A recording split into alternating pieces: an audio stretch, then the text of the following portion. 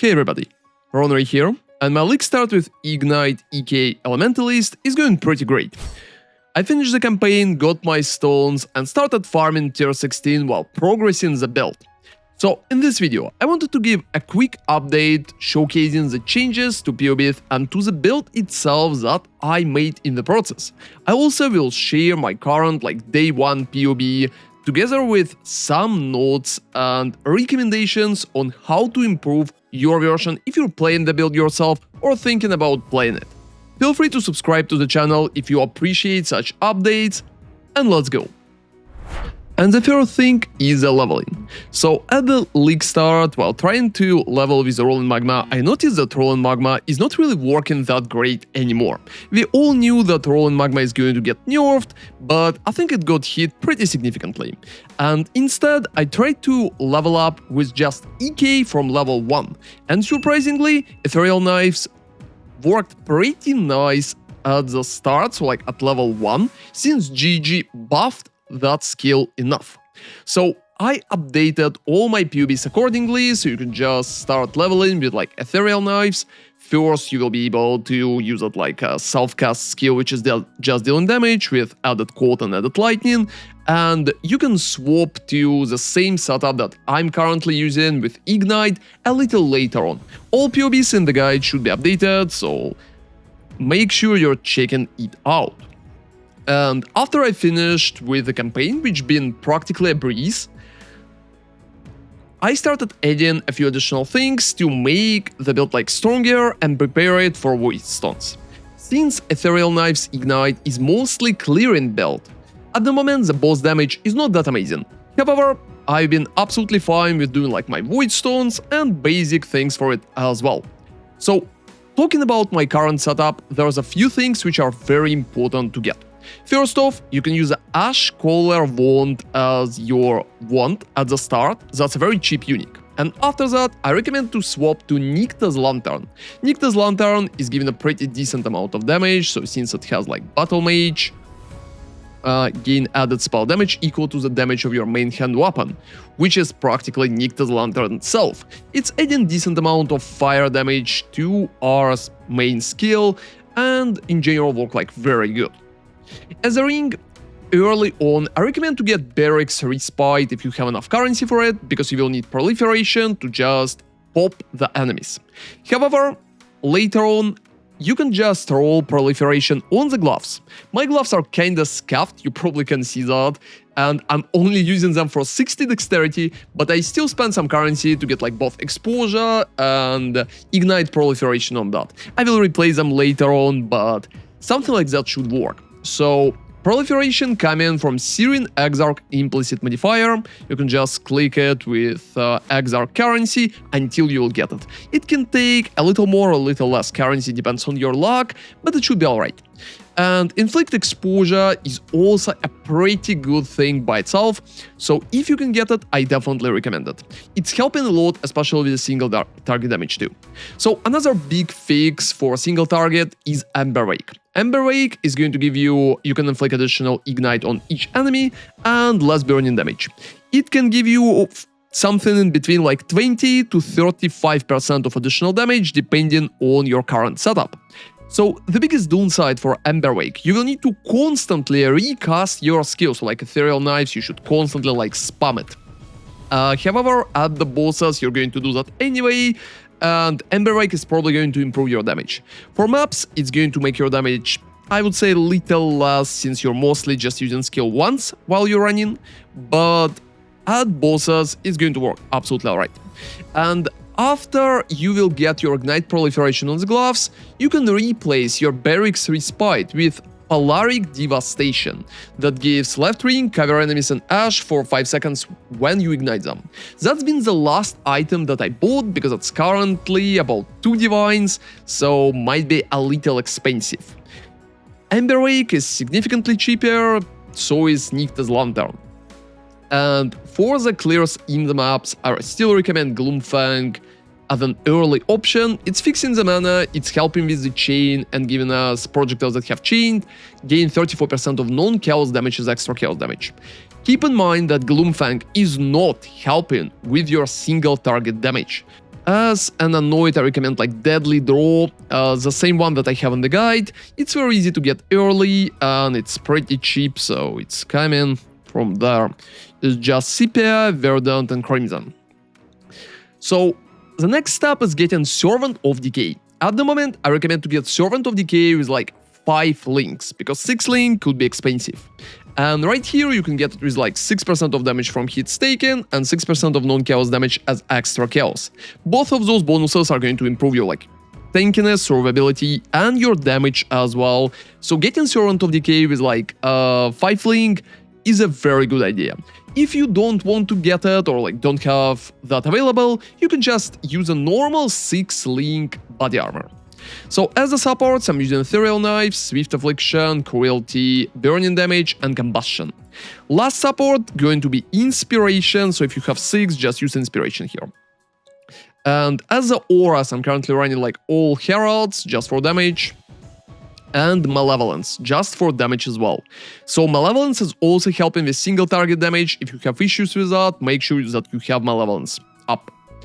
And golems are practically the same. It's Lightning Golem, Stone Golem, Chaos Golem, and Flame Golem. Another big part of your damage, it comes from using Whispers of Doom. So I'm currently using Elemental Weakness together with Arcanist Brand and Flammability. So you're just leaving Brand on the ground, it's jumping on the enemy, and after that, like, your damage is improved. I believe that Whispers of Doom is absolutely worth it, and it's a very good idea to use it if you have enough points. So again, for single target damage, Whispers of Doom is helping a lot. Talking about the rest of the tree, since the main thing at the moment is just focusing on... First off, let's talk about ascendancy. Mastermind of Discord is pretty good, especially if you have exposure on the gloves. But since there's a big chance you will not have exposure at some particular point when you get like the last ascendancy, you can just take Shaper of Storms instead. It's going to give you 27% of like shock damage, so it's going to improve your damage overall too. That way, Shaper of Flames, Shaper of Storms, Primordial, and Bringer of Ruin all together is going to be a pretty decent thing. In the campaign, first thing that you're currently taking is Shaper, then Liege, and taking Shaper of Storms as a third option is a pretty good idea too. So you either take Bringer of Ruin or Shaper, and if you feel like your damage is not too high, going for Shaper could be a nice idea. Talking about the rest of the tree, I currently have still pretty scuffed items, and my block is 50 to 40%. As you can see, it's not that high, actually. I will keep improving it in the rest of the day, and like tomorrow as well. And at the moment, I don't have a lot of nodes for block taken, so I just have Safeguard and I have Sanctuary. Both of them are very, very solid. But to improve the damage, you can spend additional points. To the left, taking Divine Judgment, Divine Fury, and to the right, taking Harsh Lessons. If you want even more damage, especially for single target, you can also get like Hasty Demise. That's a little different compared to what I had in my previous PoE, and I mostly changed that just to clear easier. So the rest of the stuff is practically staying the same. If you don't want to bother with some of those, you can also go to the right and take Snow Forged. But I would say that my current tree is in a pretty good position in general. Also, don't forget about Elemental Overload and the rest of the buffs. My next step is probably going to add at least one cluster, maybe the second clusters too, and improve the items in general. Some of my items are like crazy scuffed, like my gloves, which I just got for 60 dexterity. Everything else is playing no role here. As a shield, I currently recommend to get something with a stats too and get like higher chance to block for the shield. Just because you're not really going to get much damage from plus levels as the shield anyway, and getting more survivability is definitely worth it. On average, you should have about 2,500, maybe 3,000 life and about 1,000 shield. So the shield is mostly getting regenerated from Energy Shield Leech and just recharge, but you can also take the Mastery right here for recover 5% of Energy Shield over 1 second too. Also, another cool thing to have is going to be like Tempest Shield, when we'll be able to get that. However, at the moment I just don't have enough like mana reservation to fit it into the build, and I believe like damage is more important since I'm not playing on hardcore. It's also pretty important to notice that my current setup is very scuffed and practically been very cheap at the moment. I think there's a few pretty good updates which are going to provide a very decent amount of DMG improvement for me.